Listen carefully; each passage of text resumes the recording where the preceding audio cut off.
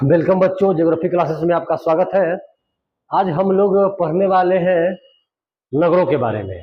जैसा कि आप हेडिंग देख पा रहे होंगे कि नगरों का वर्गीकरण। तो हम लोग ये समझते हैं कि नगरों का वर्गीकरण क्या है। तो यानी कि नगरों को अगर विभिन्न रूपों में बांट रहे हैं उसको वर्गीकरण कहते हैं। अर्थात किसी भी चीज को बांटना वर्गीकरण कहलाता है, अर्थात क्लासिफिकेशन उसको कहा जा सकता है। ठीक है, तो हम लोग देख रहे हैं कि पहले जो क्षेत्र है वो क्षेत्र पहले तो एक विशेष क्षेत्र रहे होंगे। ठीक है, उसको ना हम लोग बांटे तो नगरों में बांटे और ग्रामीणों में भी बांटा गया। ठीक है, उसके बाद जो है अब यह भी देखा गया कि नगरों को भी अलग अलग कैटेगरी में, अलग अलग वर्गों में बांटा बांटा गया। ठीक है, तो उसका आधार कुछ अलग अलग बनाया गया। जैसे बहुत सारे आप नगर जो है कि देख रहे होंगे। ठीक है, जैसे दिल्ली हो गया, कलकत्ता हो गया, मुंबई हो गया, चेन्नई हो गया, वटेवर जो भी है, विभिन्न प्रकार से नगर देख रहे हैं। तो उसमें डिफरेंसेस क्या है, आपको आप कैसे उसको पता कर पा रहे हैं कि कौन नगर किस कैटेगरी का है। ठीक है, तो देखिए, अगर प्राचीन काल की बात की जाए तो बहुत सारे नगर जो है कि प्राचीन नगर भी रहे हैं, कोई शासकीय नगर भी रहा है, मेगा नगर के नाम सुने होंगे, विराट नगर के नाम सुने होंगे। इस प्रकार से बहुत सारे नगरे हैं, तो उनका आधार जो है अलग अलग सेट किया गया है। तो हम लोग यहाँ इस नगर का वर्गीकरण करेंगे विभिन्न आधारों पर नहीं, हम लोग जो है कि जनसंख्या के बेस पर नगरों का वर्गीकरण करने वाले हैं यहाँ पे। ठीक है, तो हम लोग देखेंगे कि किस क्षेत्र में कितनी जनसंख्या है और उसका वर्गीकरण का स्वरूप जो है कि किस किस प्रकार से है। तो आप यहाँ देख पा रहे होंगे, हेडिंग है आपका नगरों का वर्गीकरण। तो हम लोग ना नगरों को जनसंख्या के बेसिस पे बांटते हैं। ठीक है, नगरों का वर्गीकरण जनसंख्या के आधार पर। ठीक है, यहाँ इसको हम लिख देते हैं कि नगरों का वर्गीकरण जो है जनसंख्या के आधार पर है, तो ज्यादा समझ में आएगा। ठीक है, नगरों का वर्गीकरण आपका किसके आधार पर है? जनसंख्या के आधार पर। ठीक है, यह जो है आपका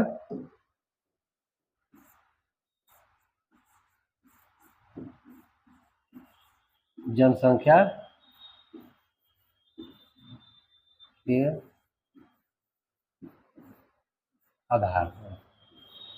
अगर जनसंख्या के आधार पर हम लोग नगरों का प्रकार बांटे तो हम लोग उसको 6 भागों में बांट सकते हैं। ठीक है, आपका जो एनसीईआरटी का बुक कहता है कि नगर जनसंख्या के बेसिस पे अगर बटेंगे तो वो 6 तरह के होंगे। हमने पहले ही बताया कि अगर आधार बनाया जाए, कुछ दूसरा आधार बनाया जाए, तो शहर जो है कि अलग अलग हो सकते हैं। ठीक है, जैसे प्रशासनिक नगर हो सकता है, आपका प्राचीन नगर हो सकता है, ठीक है, आपका धार्मिक नगर हो सकता है, तो वो उसके अलग आधार है।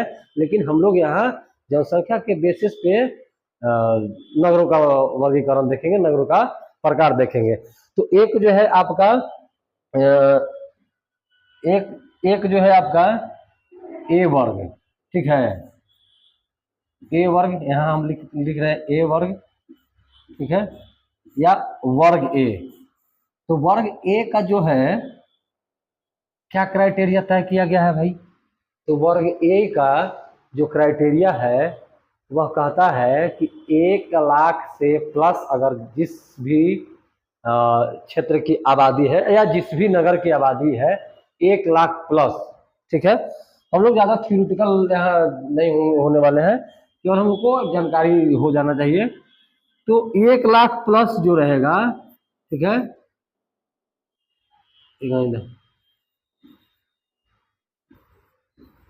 यानी कि 1 लाख प्लस, यानी कि 1 लाख से ऊपर। ठीक है, जब जनसंख्या आपका रहेगा 1 लाख से ऊपर, थोड़ा सा बाय मिस्टेक हो गया है, जब जनसंख्या आपका रहेगा 1 लाख से ऊपर, माने 1 लाख प्लस, ठीक है, उसको ना हम लोग वर्ग ए में रखेंगे। वर्ग ए बोलिए या क्लास बोलिए, कोई फर्क नहीं पड़ता है। ठीक है, वर्ग बी जो है आपका, अर्थात बी में कौन आएगा? बी वर्ग में, तो बी वर्ग में हम लोग किसको सम्मिलित करेंगे? जिसकी जनसंख्या जो है 1 लाख से कम, ठीक है, ऐसे हिंदी में लिख दिया जाता है। जिस भी नगर की जनसंख्या जो है 1 लाख से कम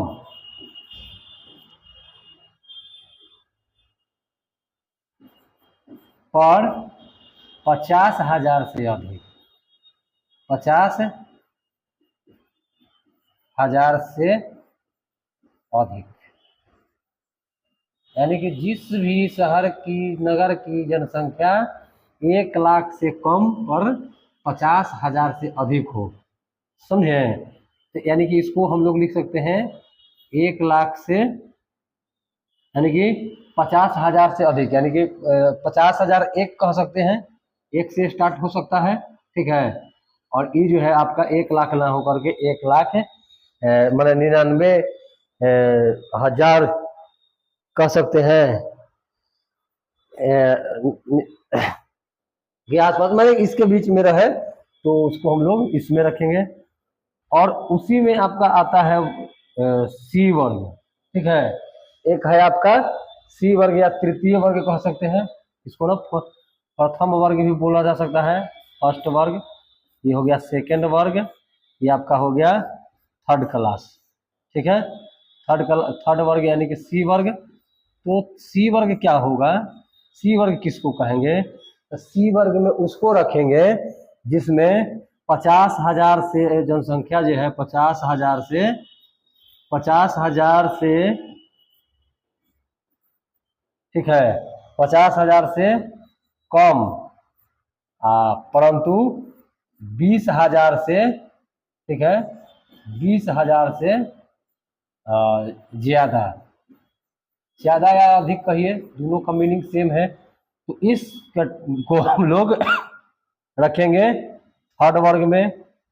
फोर्थ वर्ग में कौन आएगा, तो फोर्थ वर्ग में देखते हैं हम लोग, यानी कि डी वर्ग में। तो डी वर्ग में उस जनसंख्या को रखा जाएगा, ठीक है, उस जनसंख्या को रखेंगे जो 20,000 से कम, ठीक है, 20,000 से कम, परंतु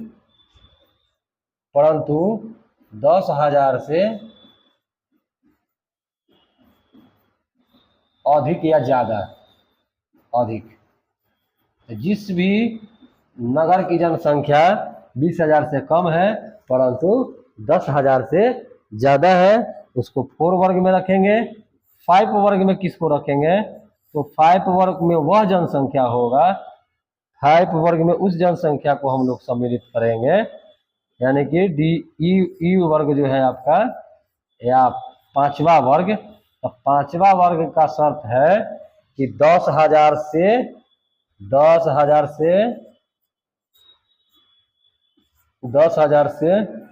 कम पर 5,000 से ज्यादा। जिस भी शहर की जनसंख्या इतनी है उसको हम लोग 5 वर्ग में रखेंगे।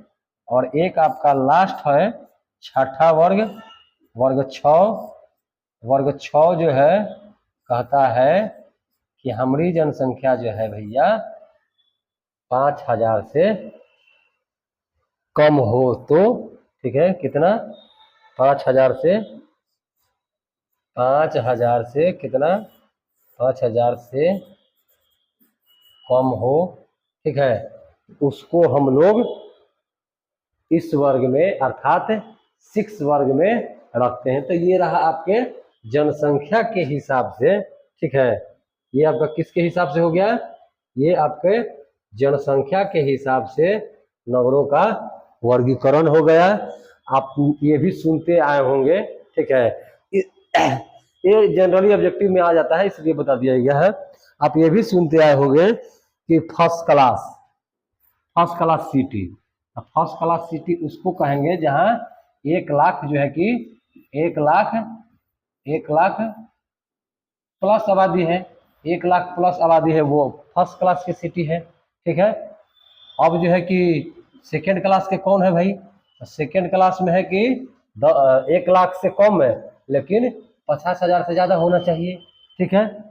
उसी तरीका से आपका 50,000 से कम 20,000 से ज़्यादा तीसरा वर्ग में आ गया, और 20,000 से कम और 10,000 से अधिक है तो ये आपका चौथा में आ गया, और 10,000 से कम और 5,000 से ज़्यादा आपका पांचवा में, और ये अंत में छठा वाला 5,000 से जिस भी शहर की जनसंख्या कम हो उसको हम लोग 6 वर्ग में रखेंगे। 6 वर्ग में रखेंगे हम लोग, 6 वर्ग में रखेंगे। देखिए एक इंटरेस्टिंग बात बताते हैं, इसी के आधार पर जैसे मान लीजिए कि कोई किसी का पोस्टिंग वगैरह होता है किसी शहर वगैरह में, ठीक है, किसी का पोस्टिंग वगैरह जो है कोई शहर में होता है, कोई भी शहर में ABCDEFGH, ठीक है, तो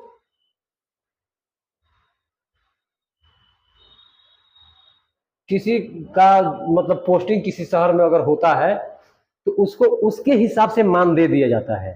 ठीक है, कि कौन जो भी जॉब करने वाला है वह जो है कि कहाँ रह रहा है उसके लिए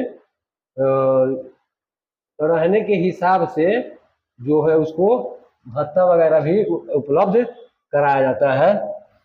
जैसे आप एक बढ़िया शहर में रहेंगे यानी कि फर्स्ट क्लास के सिटी में रहेंगे तो आपको थोड़ा ज़्यादा अनाउंसमेंट मिलेगा, आप इसमें रहेंगे तो थोड़ा आपको कुछ कम अनाउंसमेंट मिलेगा, आप यहाँ पर रहेंगे थर्ड में तो आपको वहाँ पे कुछ और कम मिलेगा। इस हिसाब से शहरों के हिसाब से भी लोगों को मान दे दिया जाता है। क्यों दिया जाता है? क्योंकि जाहिर सी बात है कि जिस शहर में आबादी होगी बहुत ज़्यादा और जो है कि गैदरिंग थोड़ा सा ज़्यादा होगा तो वहाँ पर रहने में थोड़ा सा मुश्किलात तो होंगे ही होंगे। जैसे रूम आपको लेकर रहना होगा तो वो थोड़ा सा महंगा मिलेगा, आपको कोई सामान वगैरह जो है कि लेना है क्योंकि एक उसको बड़ा सा मार्केट मिल जा रहा है ना, तो कोई भी सामग्री है, मटेरियल है, खाने पीने की वस्तुएं हैं, पहनने की जो भी वस्तुएं हैं वो थोड़ा कॉस्टली मिलते हैं। इसलिए कोई भी प्राइवेट कंपनियां हो या सरकारी कोई भी पोस्ट हो उसके हिसाब से मैंने सिटी के हिसाब से उसका अनाउंसमेंट दिया जाता है। ठीक है, रहने खाने पीने का जो भी अनाउंसमेंट होता है तो वो उसको दिया जाता है ये शहर के हिसाब से। ये आपके रहे नगरों का जो वर्गीकरण जनसंख्या के आधार पर हम लोग बांटते हैं, ये इतने प्रकार के होंगे। ठीक है, अगले क्लास में हम लोग कुछ और टॉपिक पर आएंगे। देखते रहिए, चैनल को सब्सक्राइब कीजिए। मिलते हैं अगले क्लास में, बाय।